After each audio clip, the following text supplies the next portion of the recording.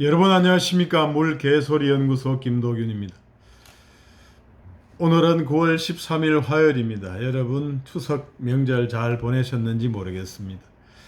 이 나흘 동안 이렇게 쉬었는데 참 이곳저곳 다니고 해서 직장 다닐 때보다 편한 시간은 별로 없었다 이렇게 생각이 됩니다. 부모님, 가까운 친지들 얼굴 한번 뵙는 그러한 낙으로 다녔지, 몸은 더 피곤했다 이런 생각이 듭니다. 그 사이에 오늘 이제 경기 남부경찰청에서 성남 FC 후원금 의혹에 대해서 이 대표의 더불어민주당 이재명 대표에 대해서 제3자 뇌물 공여 혐의가 인정된다 이런 결과를 발표했습니다. 이 대표에 대해서 특가법 특정범죄 가중처벌법상의 제3자 뇌물 공여 혐의를 정해서 송치하고 성남FC에 뇌물을 제공한 혐의로 이모 전 두산건설 대표도 송치했다 이렇게 보도가 나오고 있습니다. 이 사건 관련해서 종전에 그 성남지청 차장검사가 이제 수사 방해를 할까요? 수사를 못하게, 추가적인 수사를 못하게 하는 것에 불만을 품고 이제 사표를 제출해서 언론에 회자되던 그러한 사건이죠. 여러 업체에서 이제 후원금을 받았는데 그 중에서 이제 두산 건설로 받은 50여 억 원이 문제가 된다 이렇게 판단한 것으로 보입니다. 다른 5개 업계에도 보완 수사를 했지만 두산 건설 이외에 후원금을 낸 다른 5개 기업에 대해서도 수사를 했지만 특별한 혐의점은 없었다. 이래서 이 부분은 송치를 안 한 것이 아닌가 이렇게 보여집니다. 명시적인 표현은 없는데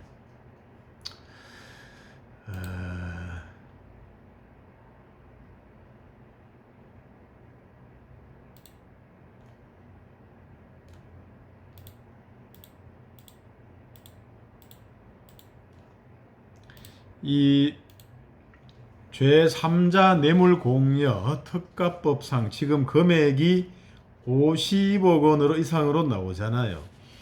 이 특정범죄 가중처벌 등에 관한 법률을 보면 약칭 특가법상에 2조 뇌물죄 가중처벌 이렇게 보면은 수뢰액이 1억 원 이상인 경우에는 법정형이 무기 또는 10년 이상의 징역에 처한다 이렇게 되어 있습니다. 제3자 뇌물 제공은 공무원 또는 중재인이 그 직무에 관해서 부정한 청탁을 받고 제3자에게 뇌물을 공여하게 하거나 공여를 약속한 때다 이렇게 구성 요건이 되어 있는데 공무원이나 중재인 자신이 받지 않고 그와 별개의 독립적인 제3자에게 뇌물을 공여하게 하는 경우에 성립하는데 그것이 형법 130조의 제3자 뇌물 제공입니다. 형법에서는 5년 이하의 징역 또는 10년 이하의 자격정지에 처한다 이렇게 되어 있는데 이 가중처벌하는 그 법이 있죠. 특가법. 그래서 수뢰액이 3천만 원 이상인 것부터 해서 1억 원 이상인 것으로 해서 세분화되어 있습니다. 특히 수뢰액이 1억 원 이상인 경우에는 무기 또는 10년 이상의 징역형에 처한다. 이렇게 되어 있거든요. 이 무기 또는 징역 10년 이상의 징역형이라는 것은 참 이 형법 체계상 어마어마한 형입니다. 사형은 없지만 살인죄보다 무거운 사형만 빼면 무거운 형이고요. 강도상해 우리가 강도상해가 7년 이상의 징역형이기 때문에 강도상해보다 더 무거운 형이다 이렇게 됩니다.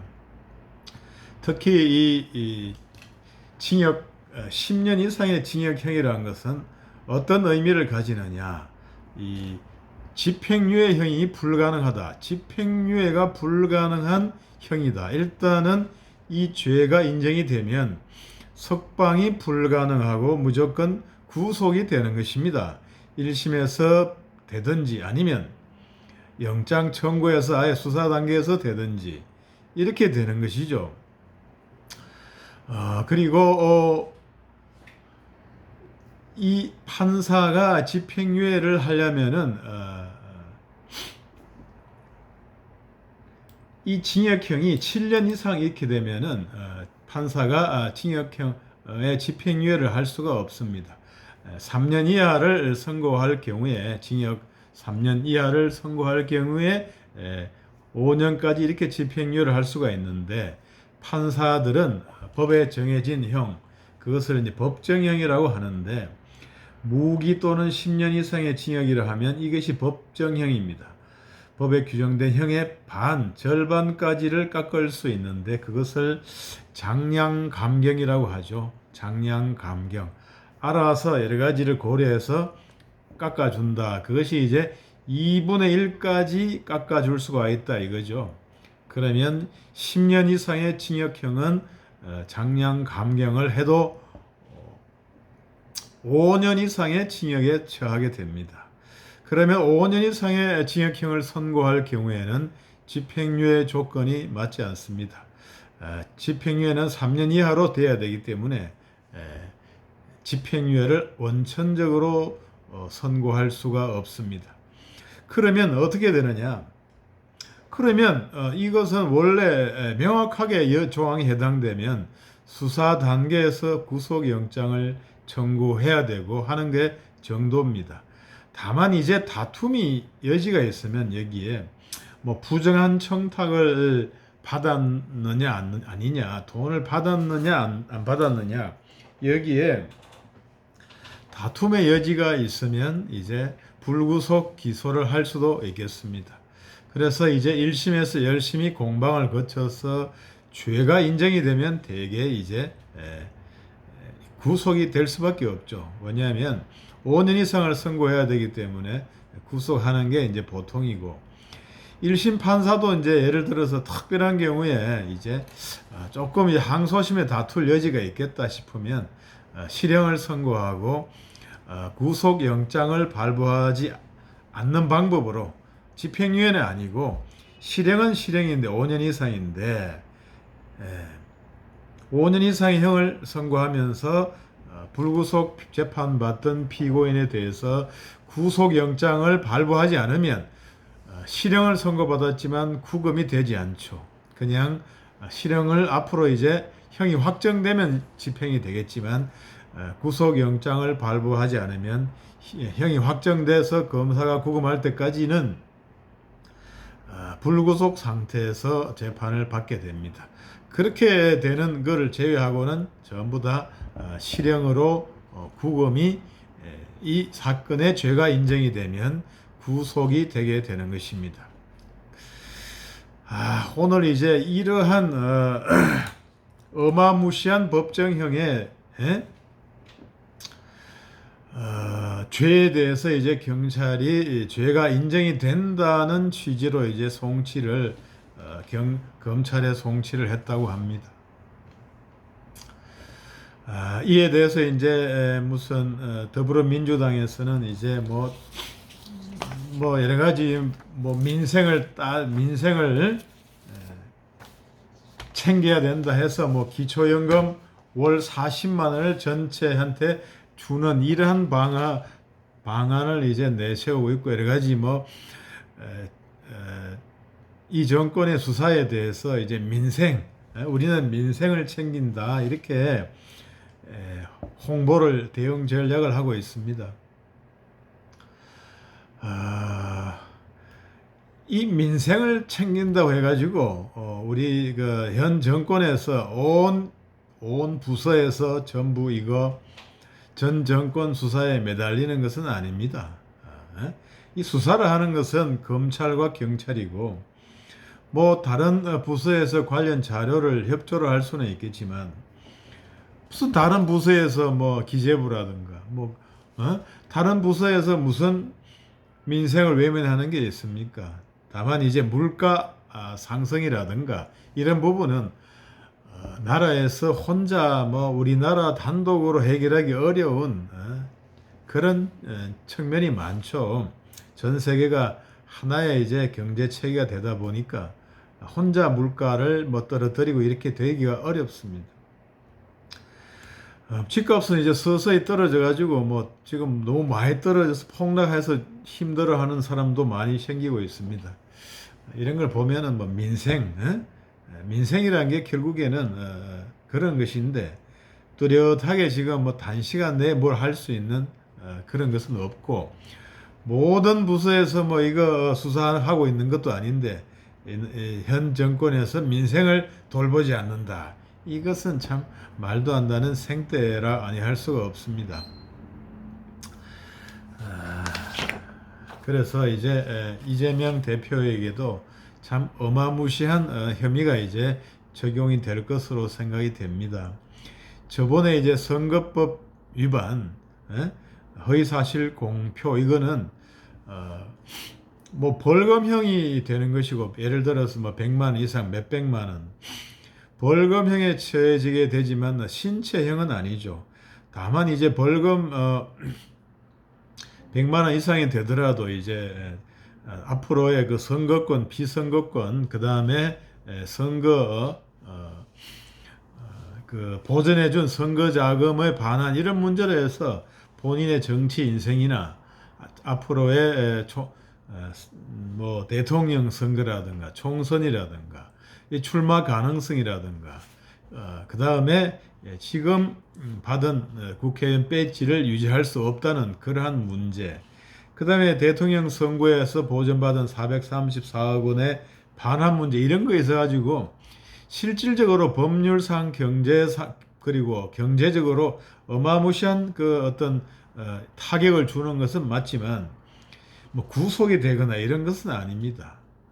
그래서 신체형과는 관계없는 정치 인생과 금전적인 타격에 관한 것인데 이번에 특가법 이제 제3자 뇌물 공여 1억 원 이상일 때 무기 10년형 여기에 해당되게 되면 그냥 신체형에 처해지게 됩니다. 말하자면 법정 구속 내지는 그냥 구속영장이 발부되는 그러한 형이다. 이렇게 될 수밖에 없고 이러한 형에 처해져 있는데 계속 방탄 국회를 열어가지고 이것을 모면하기는 어렵습니다. 아무튼 여러 가지 참 큰 인생의 어떤 정치 인생의 기로에 지금 처해지고 있다.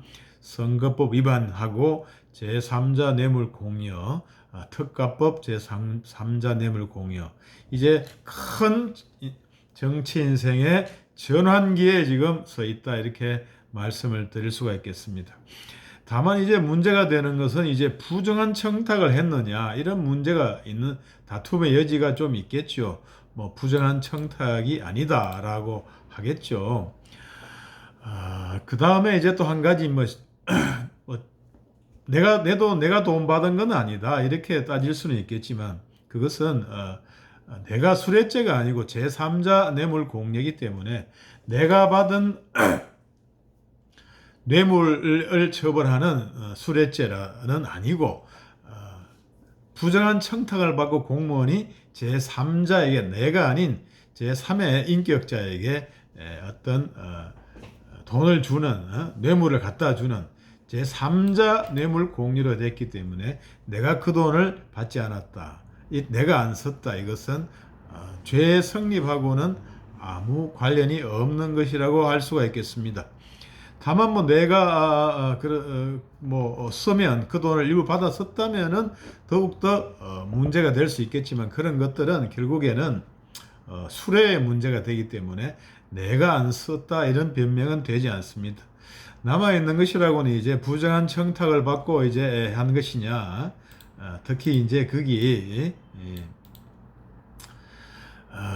무슨 병원 부지를 이제 상업용지로 바꿔주고 이것이 참 통상적인 것이 아니고 그 다음에 광고비라는 것도 50억 이것도 참 그동안 해온 거하고는 너무나 차이가 난다 이런 점에서 많은 어떻게 이게 해명이 될 수 있겠느냐 이런 문제가 남아 있겠습니다. 어찌됐든 이제 정치 인생의 큰 고비에 접어들었고 앞으로 이제 남아있는 수사들이 이제 백현동이라든가 뭐 대장동이라든가 이런 것이 이제 계속적으로 터져오는 상황, 그리고 또 이제 변호사비 대납 사건도 이제 터져 나오는 그러한 상황인데 어떻게 이것을 넘어갈 수 있을지 참 걱정이 안 될 수가 없습니다. 그리고 이번 사건을 통해서 한번 보는 느껴지는 것은, 저번에 전 정권에서 이거 수사를 할 때는 경찰에서 분당서에서 무혐의 이렇게 송치를 했지 않습니까? 어떻게 그래요? 정권이 바뀌고 이제 수사관청이 이제 경기 남부청으로 바뀌면서 이제 따르게 뭐 강제 수사도 하고 이렇게 해서 이제 두산건설 관련해서는 이제 유죄다, 혐의 있는 것으로 해서 송치한다고 하지 않습니까? 어떻게 이렇게 바뀔 수가 있느냐? 전에는 틀리고 지금은 맞다. 지금은 맞고 전에는 틀리다. 뭐 이런 건데, 경찰이나 검찰이나 어떤 사건이 있고 의혹이 있고 범죄 혐의가 있고 증거가 나오면 계속 추적을 하고, 혐의가 있으면 수사를 하고, 증거에 있어서 증거가 있으면 계속 추적 수사를 해야 되는 것인데, 이제 어느 정권의 압력이라든가 어떤 외부 사정으로 이렇게 수사를 안 한다든가 중단한다든가 중간에 잘라 먹는다든가 이런 식으로 해왔던 것이 그동안의 경찰, 검찰의 수사라서 그동안 그것 때문에 불신을 많이 가져온 것이잖아요. 이번에도 느끼지 않을 수가 없습니다.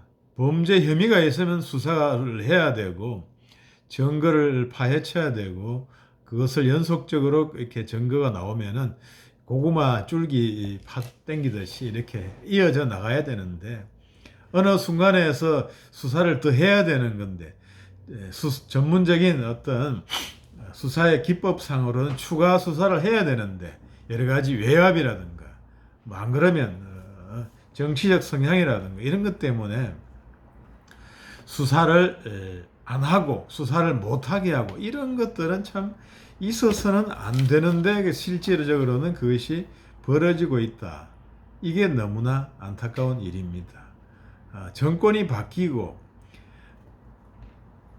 수사를 해서 뭐 죄가 인정이 되고, 전 정권에서는 수사를 못하게 해서 인정이 안 되고, 이게 너무나 웃기지 않습니까?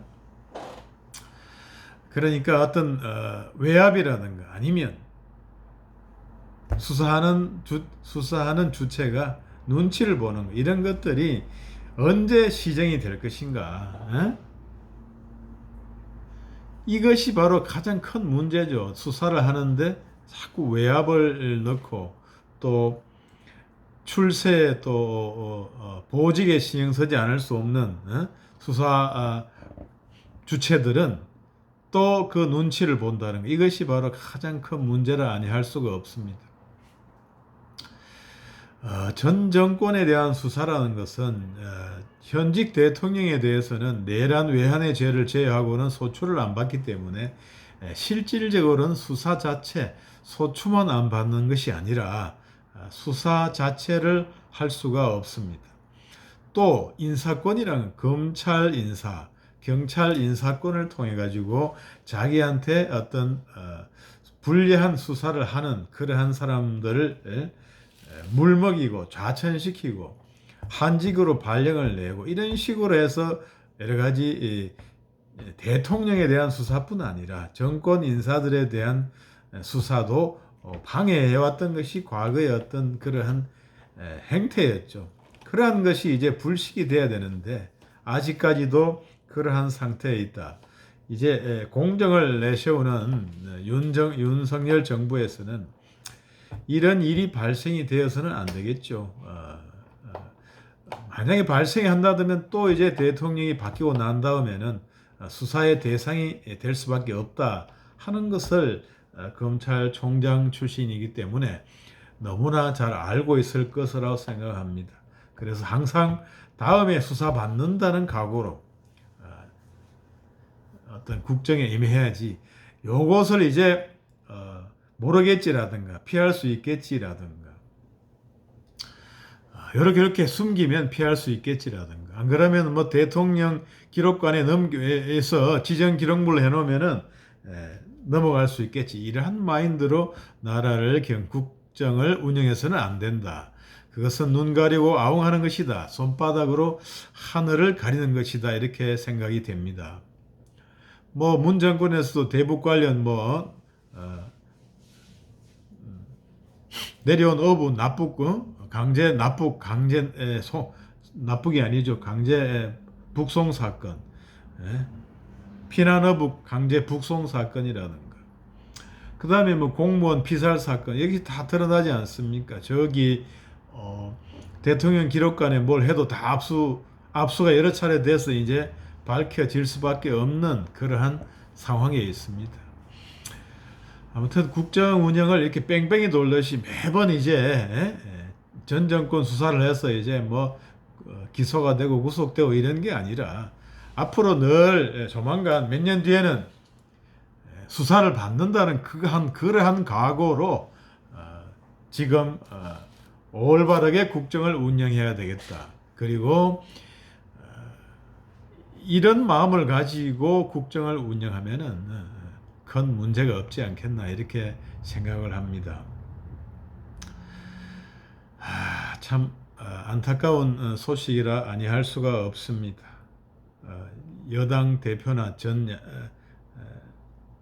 야당 대표나 전 여당 대표나 다 수사를 받아야 되는 그러한 상황에 있는 대한민국 현실이 너무나 안타깝고 우리나라의 수준이 참 정치인의 어떤 수준이 좀 떨어진 거 아닌가 이런 생각이 드네요. 아무튼 지금까지 물개소리 연구소 김도균이었습니다. 여러분 구독, 좋아요 부탁드리겠습니다. 감사합니다.